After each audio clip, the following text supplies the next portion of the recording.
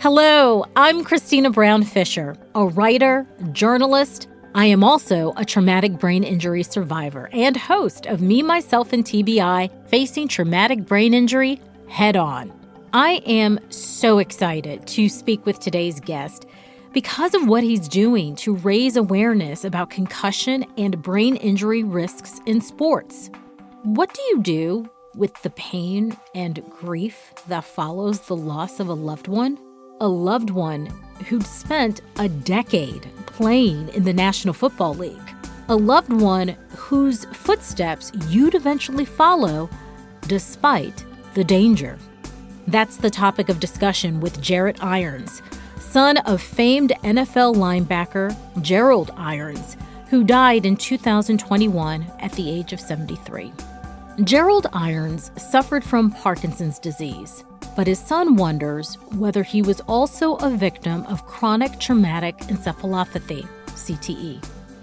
CTE, the degenerative brain disease that has been tied to deaths of several former NFL players, all who for years faced repeated exposure to blows to the head.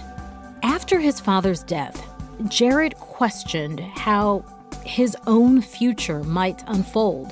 You see, Jarrett Irons is an acclaimed football player too.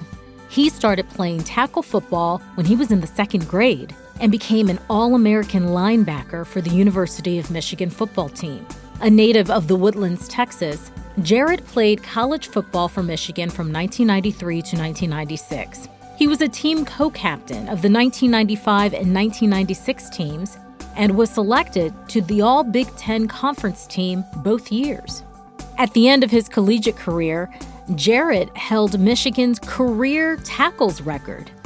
As for his father, Jarrett believes that his dad would not have played professional football for as long as he did if he had known the damage countless blows to the head might cause. Because of his father's experience, Jarrett, who now lives in Detroit with his family, serves on the board of the University of Michigan Concussion Center.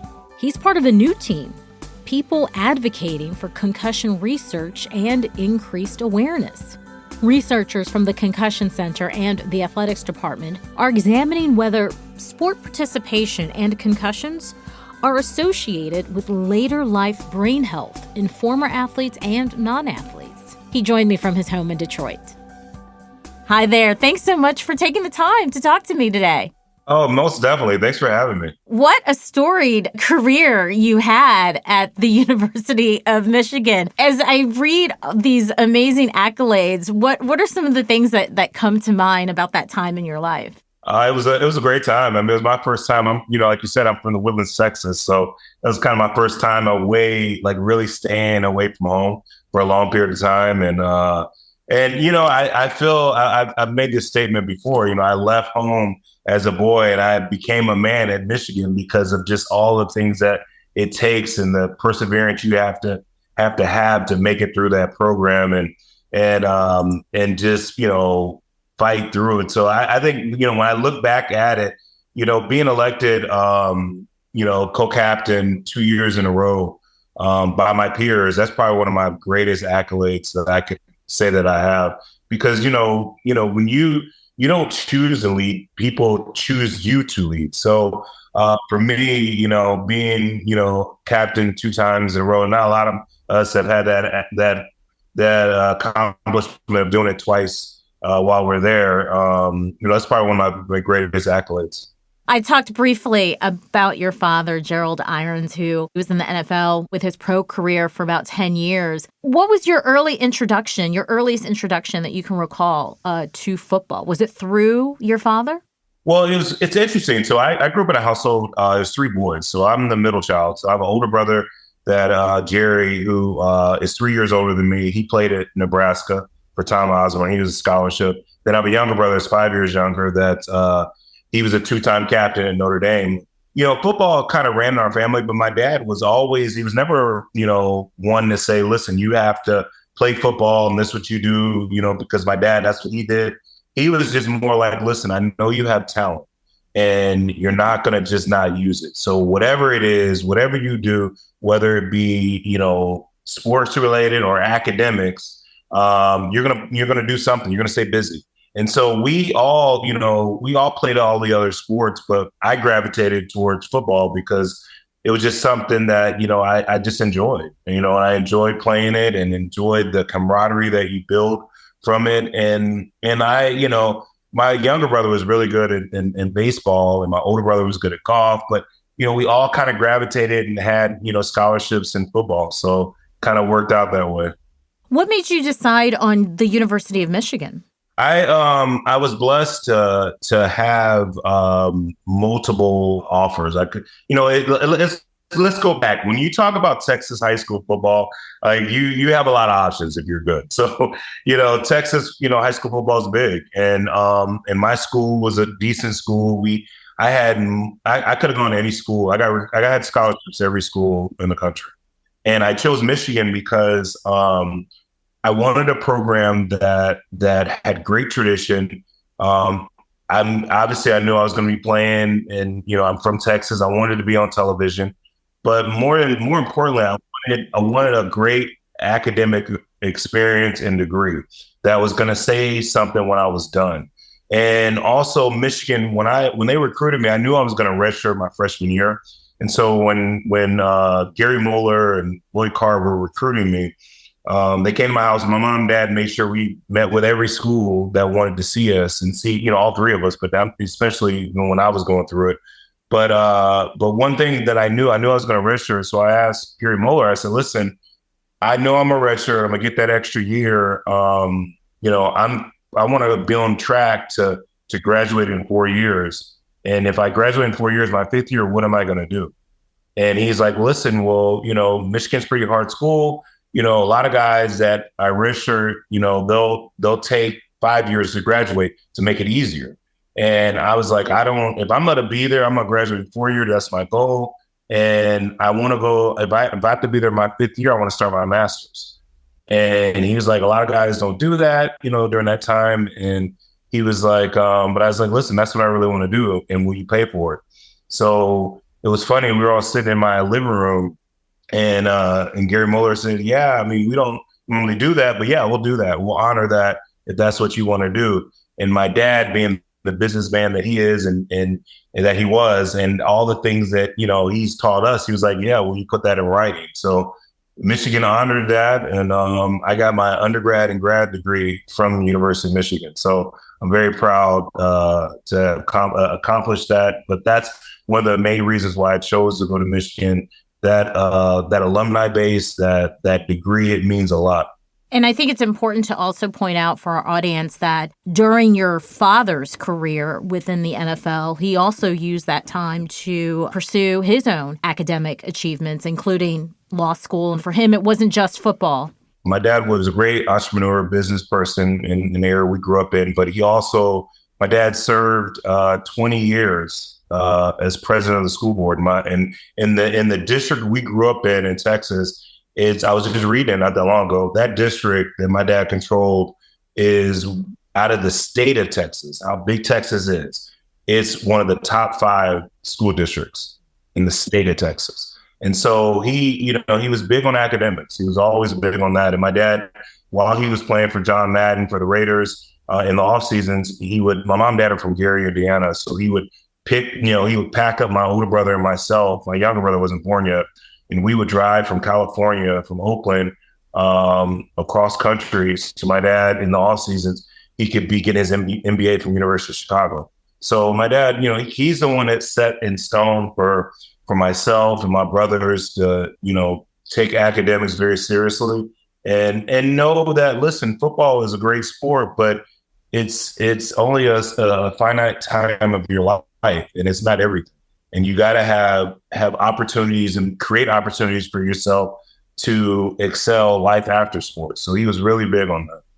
At what point did you recognize that, and I think it's important that you did mention the priority and just how big football is in Texas. When I was in the military, I was stationed in Texas in San Antonio, and I don't think there's anything bigger than football in Texas than maybe the oil or maybe the ranching industries. Texas is, football in Texas, it's the lifeblood. But beyond that, at what point did you recognize that you could compete at a Division I collegiate level and even have legitimate aspirations for a professional career, despite the fact that your father was a pro? But I mean, that was something that you were considering as well. Yeah, for me, it was interesting. I knew that I had talent, and I knew that, like, listen, I love football, but I didn't love it like where I wanted to play, the NFL like all my life or for 10 years like my dad played. That was never my aspiration. I see. I knew football was going to be, and I knew I was very good at it, but I knew that it was going to be an avenue that was going to open doors.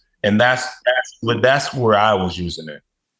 And whether it be, that I play 10 years in the NFL or I just do a cup of coffee in the NFL. But, I knew that football was going to open doors and it has. I mean, it, allowed me to go to University of Michigan and do the things I've done there and be in the history books of Michigan and have my name. Like when I go back to Schumacher Hall, it'll be interesting when I have young kids, but when I take them, I haven't taken them yet. But when I take them to Schumacher Hall and they see their dad's picture all over the place with, being a two-time captain and being an All-American, like they have this All-American wall where, you take this beautiful picture, it's black and white, you have this Michigan sweater on, but they don't give those out. I mean, this is a storybook program. So for me, football opened up a lot of doors, and it was a great time in my life, and I wouldn't trade that because of the camaraderie and the friendships and the brotherhood that it taught me. And I think that's what I've loved about football so much is that the relationships that you build, the brotherhood, that's what makes it worth it to me. At what point, Jarrett, did you start to recognize the toll physically that the sport was taking on you, and more broadly, how it had also impacted your dad? I didn't really, when you're going through it, you don't think about it. You think that when you're younger, you're invincible. You get hurt. I mean, it's a tough sport, so you always have injuries and so forth, and you kind of just play through them. You know what I mean? I never really thought about it until probably my dad passed away 3 years ago. So three years ago yesterday was when he passed away. And when I think back to like maybe 10 years before like he passed away, when I started to notice differences in him, that's when, I started thinking about the vulnerability of the sport and the toll it takes on your body. You know what I mean? Growing up, I never thought about it. So your dad passed away in 2021, and you're thinking about how he had changed, how he had been different over the last 10 years. So from 2011 to 2021 is when you noticed some changes that seemed what?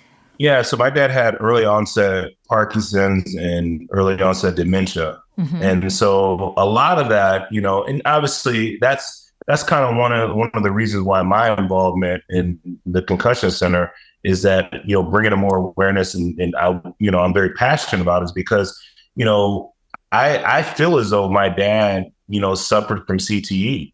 Chronic traumatic encephalopathy, which is a degenerative disease that is linked to repeated head trauma, but it is something that can only be definitively diagnosed post-mortem. Were you or your family able to have his brain examined and get an official diagnosis? No, it was unfortunate. So when my dad passed away, he had passed out at the house and, hit his head. Luckily, my brothers happened to be at the home, and they revived him. And once they got him to the hospital, and then it was allowed me to get some time to get there, to fly home to say my goodbyes. He had been on a ventilator too long. So once my dad passed away, he had been on a ventilator for so long that they couldn't, his brain, they wouldn't be able to test his brain after that because of what the ventilator does. I see. Yeah, we didn't know, but we definitely tried to have them examine his brain, but it's just one of those things. But I think that's what kind of, piqued my interest of we have to do more. We have to, with the modern technology we have now, we have to figure out how we can test individuals while they're living. There's a couple of things that come to mind following what you just said, which is one, kind of the lack of maybe awareness for families to have a protocol, a way of having their loved one's brain examined following their death, particularly if that loved one is someone who played in professional sport, the NFL. So I want to first talk about that. And if you can, Jarrett, can you further explain to me kind of why, or what is your understanding as to why you didn't have the resources, why your family didn't have the resources or the understanding of, okay, what do? We want answers. We want to know what happened to our father. Where can we go to get answers? What was the environment that you were facing in 2021? When I look at the NFL, and especially during my dad while he was sick, the NFL, they do a good job in a lot of other ways. But I think when it comes to, the collective bargaining agreement, and when it comes to the recent collective bargaining agreement, that bargaining agreement helps a lot of the current and future players. The collective bargaining agreement is the governing document between the owners of the National Football League and the NFL Players Association's labor union. It was approved back in 2020 and will be in place until the end of the 2030 season. According to the NFL Players Association, among the most covered changes is a move from 16 to 17 regular season games, an expanded playoff field from 12 to 14 teams, and increase in the players' revenue split. Plus, there's practice limitations, reduced punishments for players testing positive for marijuana. The deal also includes an increase in the minimum salary, pensions, roster sizes, and perhaps more importantly, health benefits for players. The players, like my dad played from 70 to 80. So like his generation and his teammates, all of them are hurting. Like they're all, and there's not a lot of resources for them, to whether it be testing, whether it be just help at home. I mean, there's certain things they do have, but it's not readily available. And you kind of have to jump through hoops, and let's be honest. I mean, listen, that the NFL is probably, I would venture to say, it's probably the strongest brand we have in the United States. When you look at brand awareness and the amount of money that comes in, let's be real. Like the NFL really doesn't want to talk about, like they're doing more now because they have to, but they don't want to talk about CTE. They don't want to talk about like the sport being as violent as it is. You know what I mean? Because it messes up that brand. There's too much money involved.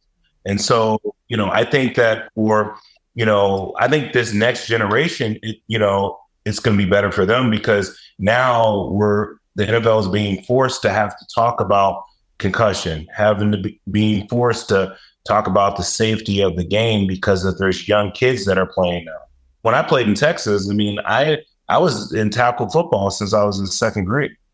So like, you know what I mean? It was ingrained in us. But I think that the NFL at that time, the resources, a lot of people weren't talking about CTE or talking about concussion or talking about the dangers of the game. I know when I was home during that time when my dad passed, we're all getting together and as a family, I went into his office and I've never done this before. I went in his office. My dad has like 4 or 5 of his helmets that he played, sitting up on his desk and obviously showing him as the things he's done. And he's got a helmet of mine and my older brother and Grant, my younger brother. So we've got all of our helmets up there, kind of a showcase. But I've never really picked up one of his helmets and really looked at it since I've been a grown man. So I looked, and these are the last helmets he played in, right? So you look at, my dad played from 70 to 80. I looked at the cushioning inside one of his helmets. I mean, it was just basically thread. It wasn't even like real cushion in there. You know what I mean? Like no padding. And no padding. No structural integrity. Yeah. So it's like, it makes sense why a lot of the guys that played in his era, suffer from CTE. Or suffer from some sort of brain disorder because you look at the equipment we had during that time. But it hit me when I was in there. I was like, looking, I'm like, wow, man, this is unbelievable. I jokingly said to myself, no wonder my dad has some brain, issues because, I mean, look what he was playing in. And Jarrett, your belief that your father suffered brain damage because of his decade-long career as a linebacker in the NFL is anecdotal. It's based on what you saw, how he changed in the years leading up to his death. It's not based on any sort of definitive, medical, clinical diagnosis. I guess in part, if I'm understanding what you're saying, it's because players of his generation didn't have the same accessibility to testing and evaluation. Is that fair? Am I understanding you correctly? Very fair, very fair. You said that your father passed in 2021, but really, when you look back over the last 10 years of his life, we're talking 2011 to 2021, that's when you really see some significant cognitive decline or changes. Yeah, most definitely. Yeah, most definitely. In 2011, that is not that long after the NFL was initially really at the center of public scrutiny surrounding head injury and risk of head injury and its connection to the game. I'm thinking 2007, 2008, around that time is when national conversations were focused on contact sports, but mostly the NFL. So that being said, in 2011, that cognitive decline, the changes you were seeing in your father, were you linking it to his football career, especially in light of the discussions that were going on at that point? Yeah, I was because, and obviously, anecdotally, I definitely was because, knowing my dad, my dad was the most in shape guy you ever meet. Like my dad, he back poorly, didn't drink or do drugs or smoke or anything. He was probably the healthiest person. It was crazy. Like when he was in the hospital, he was on a ventilator, and the doctors were like, it's unfortunate because it's his brain, but his body is like a tank. I mean, my dad was one of those guys. When he got done playing, he still did two-a-days. Like he would. My dad would work out. And by two-a-days, we mean work out twice a day. His body was simple. I mean, but you understand, he had 3 Division I sons that he trained. And not training because he's trying to coach us, training us in a sense that, look, if y'all are out there working out, I'm not going to ask you to do something I'm not going to. I see. We would be out there in the heat of Texas just working out. So my dad he was in great shape. But it was just his brain, you know what I mean? So that definitely makes me think that there's more to it because it wasn't, my dad, for 73, his body, he was chiseled, man. He was, in shape like no other, and ate very, very well. What about for yourself, Jarrett? At what point have you thought about the impact of the game on your health and your well-being? Well, I think of it now as I'm 50 years old. So, I think of it, from the standpoint that, listen, anyone, I do a lot. I work in orthopedics. So, knee and hip replacement. So, I've done that for a long time. And so I understand arthritis. I understand, your body and very well and the anatomy and so forth. And just knowing, look, when you do something for a long period of time and you get older, naturally you're going to have, your body's going to change. I mean, the way I am at 50, the way I feel at 50 compared to when I was in my 20s is probably a lot different. You know what I mean? And I understand that. So there, that comes with it. But I think for me, sort of I'm not as extreme as my dad, but, I do a good regimen of working out. I mean, I think that for me, obviously, whatever comes from my ailments from playing are going to come. You know what I mean? But I think living my life now, I try to stay active. When I moved to Detroit, I put a really nice gym in my house. And so, I make sure I try to get, 4 days a week of something. How many concussions do you think you've suffered since you started playing? Yeah, it's funny. I've done numerous interviews since I've joined the Concussion Center board in Michigan, and done numerous interviews about it. I only recall one concussion that I had when I was playing, and it was a mild one. But I don't I don't recall ever getting, having a concussion, and it's funny. It's funny. One of my friends was listening to one of my interviews, was joking. He's like, "Cause you didn't hit hard, or something like that." But I made a lot of tackles, but I guess I didn't hit that hard. But the thing is about concussion. Everybody talks about how many concussions have you had, this and that kind of is a predetermined of like what's going to happen. But it's not about that. It's more about the hits that you take on your head. Just the movement of that. It's not. I might not have had a concussion, but I've had multiple hits with my head. So that's something I definitely think about. I think about it because cognitively, I mean, you don't know what, and as time goes on, the older we get, your body is naturally going to wear down. And I think by myself and my brothers, all of us being athletes and playing at a high level, I mean, I can't say it's going to happen, but the risks are probably higher for us than it would be an average person. People in general get early onset dementia or Parkinson. That just happens to normal people every day, no matter what, whether they played sports or not. But I think that because probably we did, I mean, we're probably more prone than the average person. And that really is at the heart of this Michigan alumni brain health study, is examining to what extent participation in sport, in contact sport and concussions are connected to later life brain health. How did you become involved with this study? And what made you decide to allow yourself to be evaluated like this? I in some of my other work that I do, I sit on a few other boards where, we help former Michigan players that have any needs, whether it be mental health, substance abuse, whether it be financial, or if they have health needs, somebody needs surgery, So,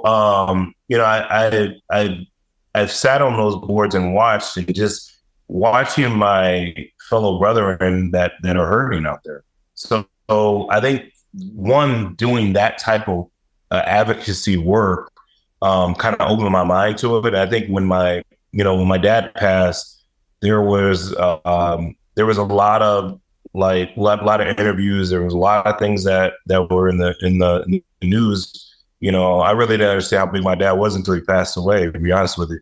Is that right? I never really understood. I never thought, because he was just dad. I mean, it was just, but when he passed away and you see the ticker on CNN or NFL Network or ESPN, Gerald Irons has passed away. It kind of brought it home to me. I'm like, God, my dad was really a big deal. You know what I mean? A lot of people knew him, And so I think during that process, my brothers and I did a lot of interviews talking about his life and so forth. And I think, Michigan, the concussion center kind of follows some of those things. And one of my good friends that played in Michigan, he played baseball, Marlon Wright, saw that the passion that I had towards this subject, and he works in that division where the concussion center is at Michigan. And he was talking to the head guy. He's like, "Man, I got somebody that I think you should put on your board, and you got to meet him." And he introduced me to him. And honestly, at that time, when they approached me, it's for me, it's about, I'm passionate about anything that I get that I'm involved. I'm gonna give my all to it. But if I can help bring more awareness to this subject. And, you brought it up earlier, an interview I did. And I think back to, I talk about this conversation my mom had with my dad. And I don't remember what year it was, but it was during the time where my dad got to a point where he realized that whatever he has, he knows that, like, it's more than likely it's because of him playing football for a long period of time. And my mom and dad, were married 50 years, high school sweethearts. So they were having this discussion.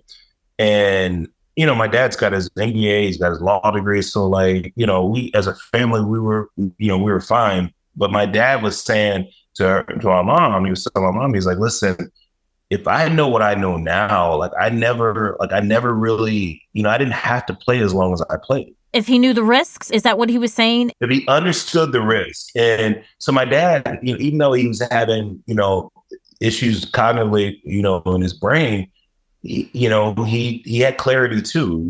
His short-term memory wasn't the best, but like he remembered a lot of things. My dad was kind of a Renaissance man. I mean, he wrote poetry, he did a lot of stuff. So he was just a dynamic individual.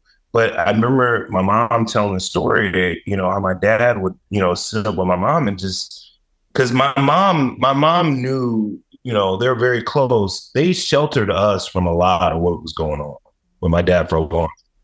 So my dad was probably sicker than you realized. Not realized until it got to a point where, it was hard for my mom to cover it up. You know what I mean? I see. And my dad got very reclusive, where my dad was like the life of the party. Everybody wanted to be around him. He loved people, in the community. Like, my dad, it was like, you go to the grocery store with my parents. I mean, we would be there for 3 hours because people were going to all talk to him. He was that type of person.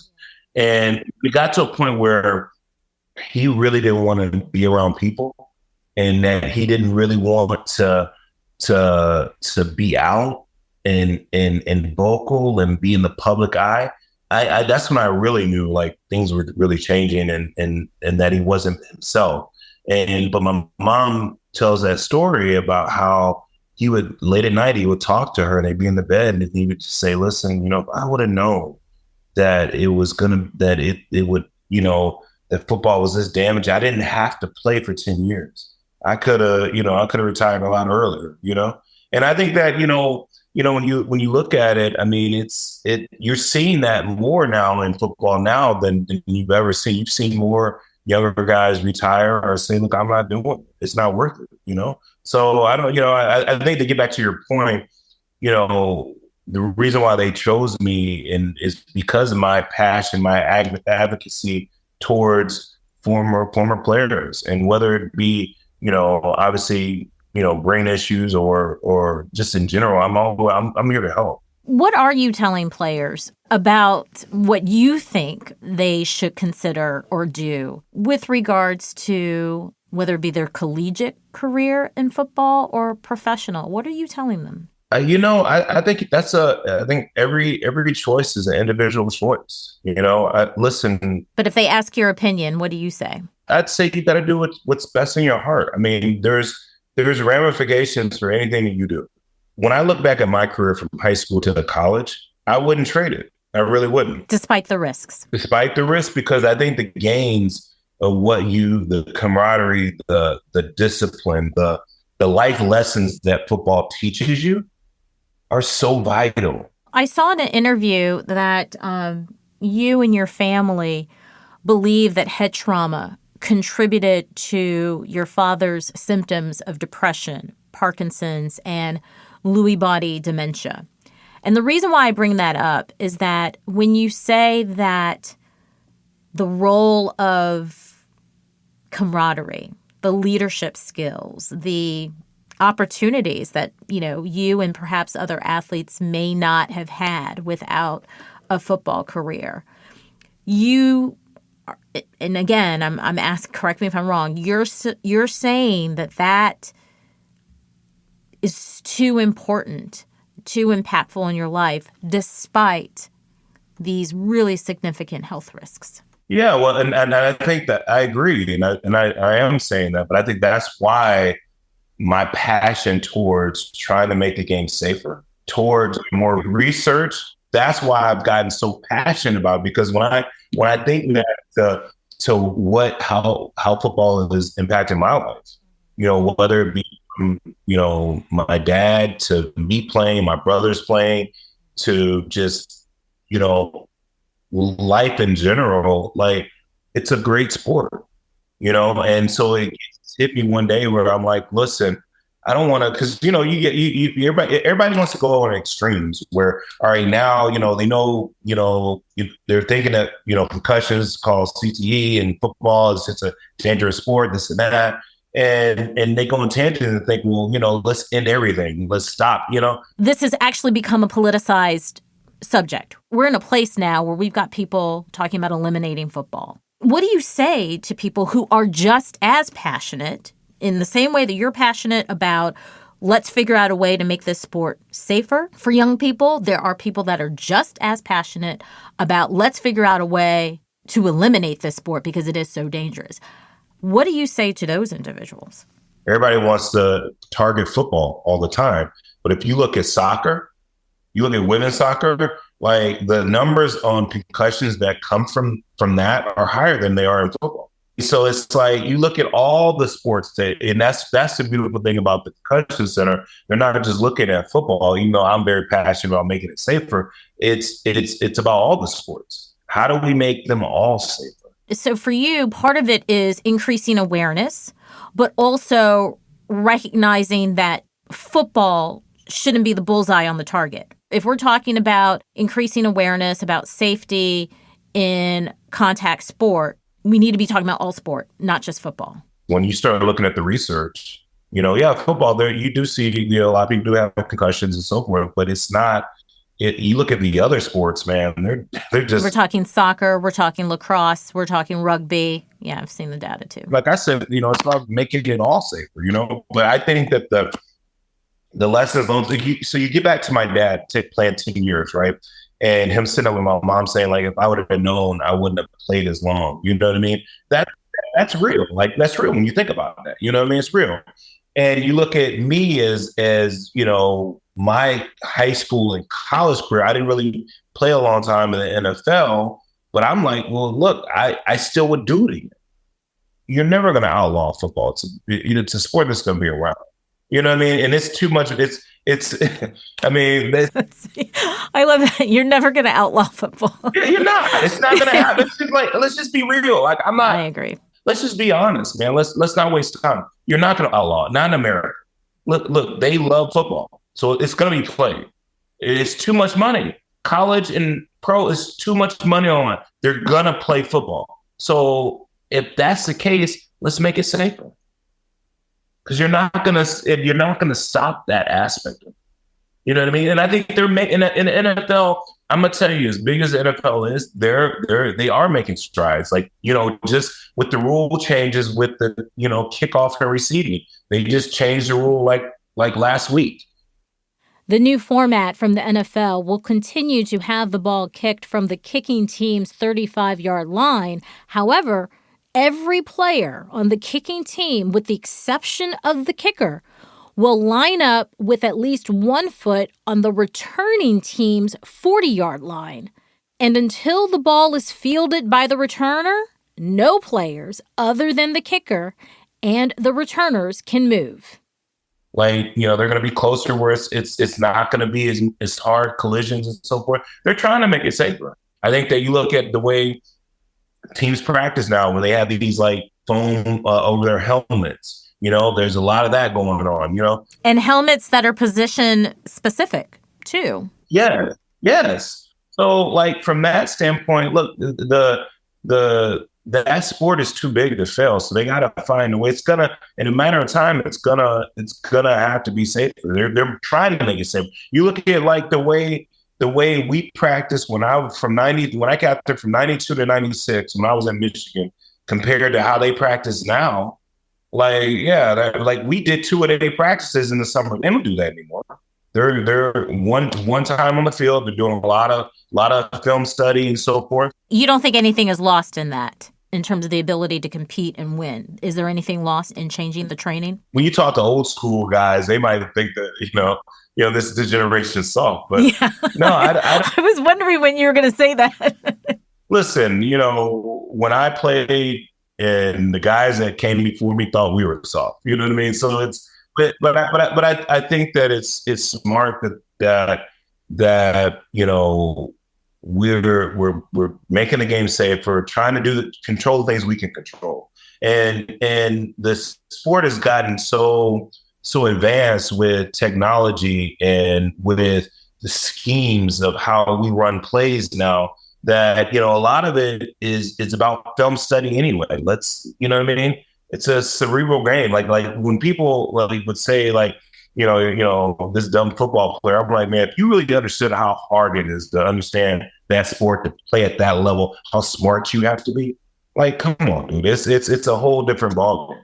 So these are smart individuals that as the game keeps changing, progressing, that they're gonna, they're not gonna be hidden as much. Any final thoughts? What do you really want to leave the audience remembering about this conversation? Well, I want to leave with the fact I love what you're doing. I love that bringing awareness to this, and thank you. You know what I mean? My family thanks you. I mean, I think having conversations like this and having people talk about it, that's what's going to continue to bring awareness and keep this in the forefront. And that's why I'm very passionate about it. And, for me, I have a lot of, former teammates or people that I know, from college and NFL. We talk about it. We all want to make the game safer as well. Because, you're right. I mean, these are, a lot of my friends that have older kids that are playing football now. You know what I mean? So it's like, why wouldn't we? So I commend you. Kudos to you on keeping this awareness going. Thank you for having me on. And I would love to come on anytime and talk about this. I'd love to have you back. Yes, for sure. One quick question, because you just brought it up just now. When it comes to your kids, I know you have girls. Although there are girls playing football, there are ladies playing football now. How would you feel if your daughters or if you had sons said, hey, I want to play football? What would your response be? I would just tell them the truth and say, listen, it's a tough sport. There's a lot of life lessons that you learn through it. If it's something that you wanna pursue, I'm gonna support you. You know what I mean? I'm very grateful that I have girls that are, that they love to be on the swim team and their art. I don't have to cross that bridge. You don't have to deal with that. But I get it. I have friends that have daughters that play hockey. It's brutal. Oh, yeah. Especially in the Midwest. I mean, so it's something that I have a little boy who's in the martial arts. He's young. He's 6. He's been doing Taekwondo for a couple years. Granted, at his age and stage, they're not sparring. They're learning form. They're learning the mechanics of it. But he just recently became interested in jiu-jitsu. And I'm just like, trying to do everything I can to pretend I'm calm about it. I think sports in general, the life lessons that sports teaches people, it teaches us. I think it's worth it, and I think that, it's worth pursuing, but, also trying to make it as safe as we can make it. My guest, Jarrett Irons.